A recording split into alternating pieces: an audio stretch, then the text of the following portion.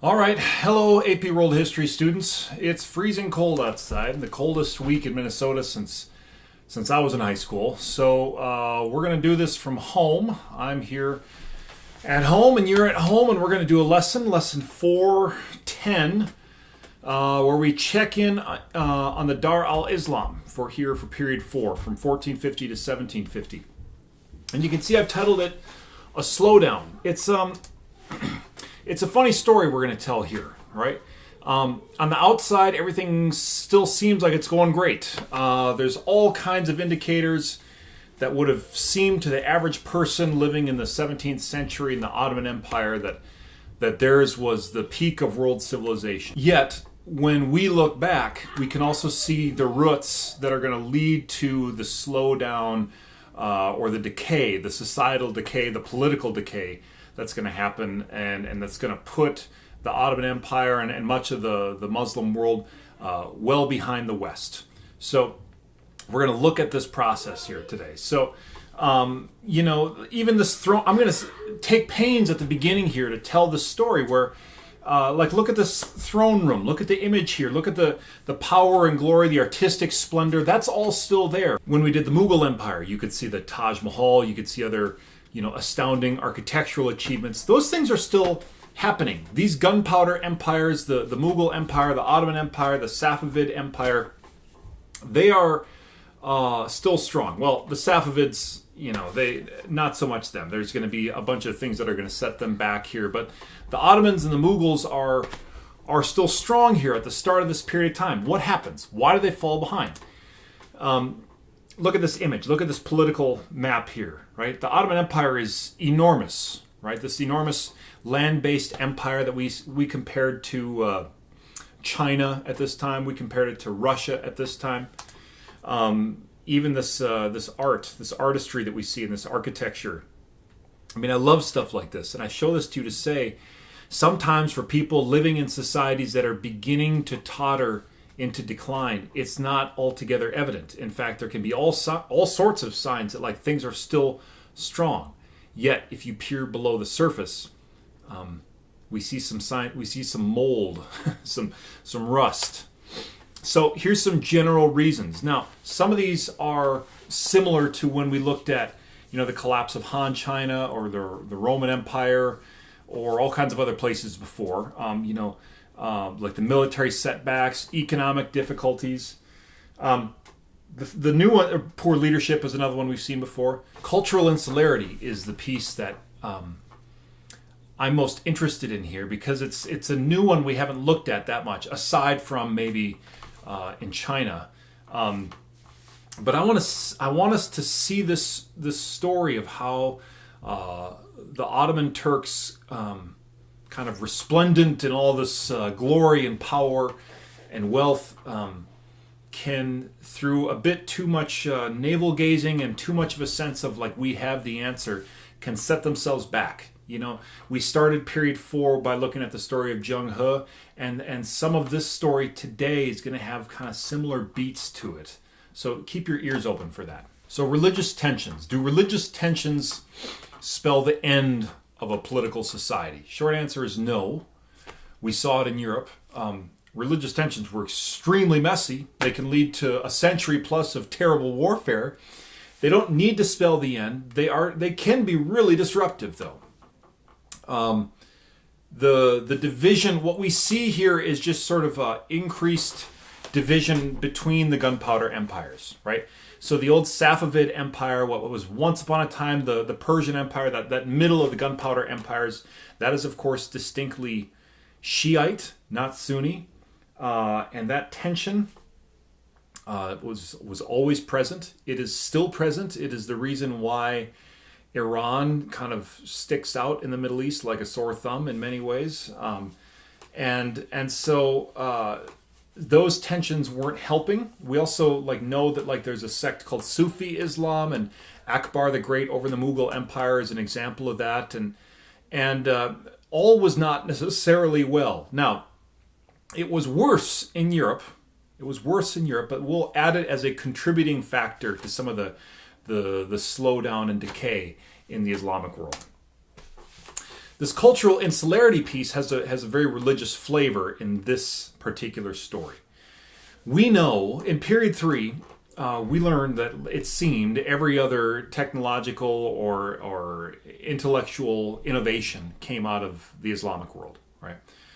And the Muslims certainly had felt a lot of cultural pride in this. This was something that they knew and they sensed and they celebrated. As time passes, they lose that edge, that lead, and it gets sort of ceded to Europe and what had begun with their Renaissance and scientific revolution and everything that followed from that we've already studied. And what we see instead in the Islamic world is more of a resistance to change, a greater sense that like the things worth studying are like the Quranic texts, and the questions worth investigating are religious questions, and ideas outside of those religious questions or outside of those texts are not worth studying. They're not worthwhile endeavors. And the same kind of like critical thought that had been taught at some of these Islamic schools and centuries previous is lost and replaced with sort of like what happened in the Confucian world, sort of a sense of like rote memorization, rote understanding of concepts, and like, you know, we have the answers and we're the ones that memorize the answers and we don't pursue new answers. There's even a strain of Islam called Wahhabi Islam that is kind of hyper religious, and it sort of rejects all notes of secularism, and that would come to dominate certain parts of the Islamic world, especially eventually like in Saudi Arabia. I mean, even in our own time, Wahhabi Islam was like the religious sect associated with like Osama bin Laden. So like that's a certain strain of thinking that's beginning here in this period. And so, you know, whereas before the Muslims were the ones who were kind of like taking classical thinkers and playing jazz with them and thinking creatively with them, now there's new sayings like the one I shared here: may God protect us from useless knowledge. And compare this in your heads, students, with what we've talked about and what we explored with what was going on in Europe at the same time, and you can see that like the arrows are sort of moving in different directions. And I'm going to give you a couple examples because having evidence points is always helpful. So the Gutenberg printing press, that turns Europe upside down, right? The movable printing press is a game changer there. Gutenberg's innovation is introduced in the Ottoman Empire. It does not turn the world upside down there for a couple reasons. One of the reasons was they had this pressure from these artists who would make illuminated texts. So like the handwritten texts that have all the amazing art within them. I don't want to knock it. It's exquisite and beautiful and wonderful. But those guys don't like a printing press coming in. That's going to put them out of business, right? That's like a bank teller saying, we don't want these ATMs here.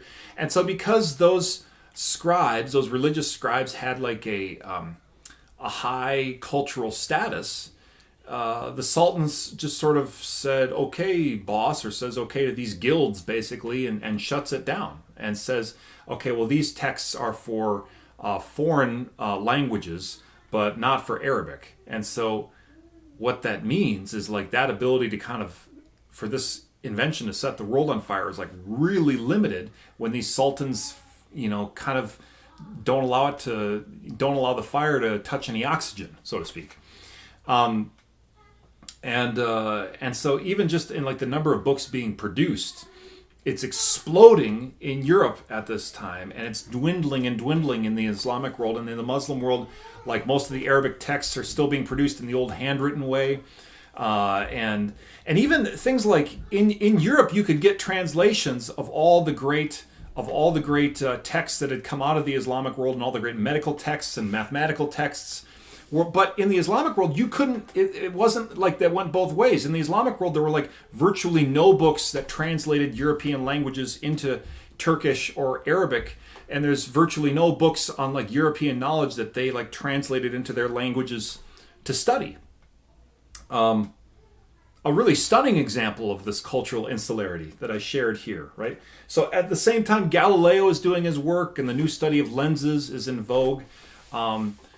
Some scribes or some scholars have begun work in the Islamic world on building an observatory, and a bunch of clerics, protest this as like silly, non-religious study, and they have the ear of the Sultan, and the Sultan says, you know what, you're right, and they dismantle the observatory. And I mean, that's a literal and a huge symbolic loss, and that just tells you again, these places are going in different directions by this point. I came across this chart on Twitter. You can find helpful, nifty stuff on Twitter, so kudos to Jared Rubin, an author who had put this together. And it sort of takes a second to get your eyes around it, but it's this notion of like, how does religious and ideological power work in a society? Specifically, it compares Muslim societies, the Dar al-Islam, and in Europe, and how that changes when printing gets introduced, right?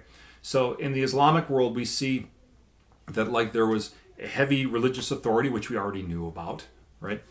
But they are able to lock in place printing restrictions, and that means there's sort of fewer voices being heard in the free market of ideas, and that will only strengthen the voice of the one that is like authorized or allowed. Whereas in Europe, the Catholic Church was not able to keep that stranglehold, right?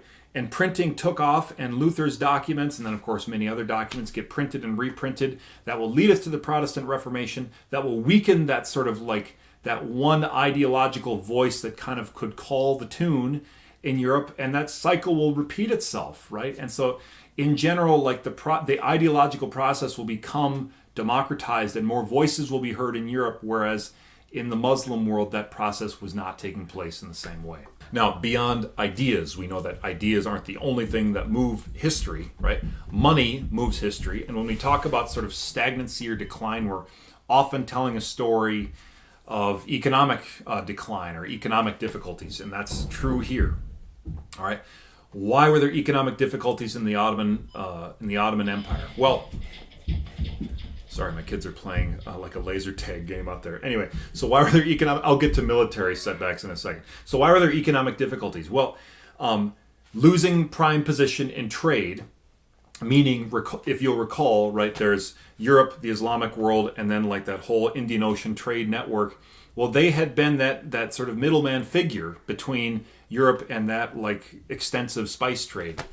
They lost that, right? They were no longer in that exclusive position. So that economically hurts. They weren't expanding the same way. And we've talked about that before. Like empires keep expanding as long as they can, because that kind of like helps the bottom line to line up. And when you stop expanding, then you stop bringing in windfall and booty and all this sort of stuff from conquest. And then invariably it sort of leads to like the budget's not lining up, and so now we have revenue shortfalls, but frequently they keep spending because they've got a certain appetite for things, and so the building projects continue, the infrastructure work continues, the defense work continues, but you're not making the same revenue. And so what that tends to lead to is these shortfalls. And then like I note, you have like these sort of petty tactics like bribery or extortion or just heavy taxes that are kind of like meeting a short-term economic need, but they have this sort of long-term drag effects on a society, and it's not helpful. So the economies aren't growing; they're becoming more stagnant. Is that word I keep coming back to? But it is the right word. Where by 1750, the Ottoman Empire is not what it was. All right, and we'll see in period 5, it's going to get much worse. Some other reasons I'll throw in here: military setbacks, in many cases at the hands of Western Europe. All right, so the Battle of Lepanto is like a naval battle where the Ottomans, their ships weren't as good as what the Spanish and Venetians had, and so they lost out there. There's a surge of Vienna, which is like they're going to leave the Southeast Europe and Balkans regions. They're going to enter Central and Western Europe. We're going to make the budgets meet up again, and this is a failure. They're unable to kind of get through that city kind of right there at the center of Europe. and they end up losing the Balkans region to Austria, what would become Austria, and there's difficulties within the Ottoman court. The Janissaries are the center of one kind of political conspiracy after the next. There's that Janissary core that we've talked about before, and it's the leadership is just simply not up to par. I don't need to get into too many details there, but that's a story we've heard before, right? So I want you to think as we finish this, like, which of these, had you been alive, let's say you're alive in 1650 in the Ottoman Empire, which of these would you have noticed? Where would you have noticed we're falling behind some parts of the world?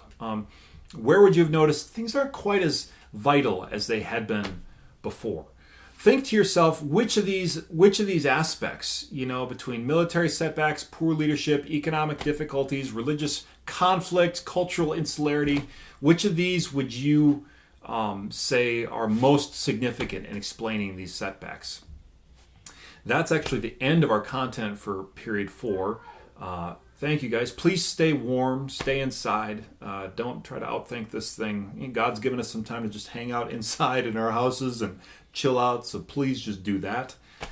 Any questions or issues, email me. Thank you, guys, and I'll see you soon.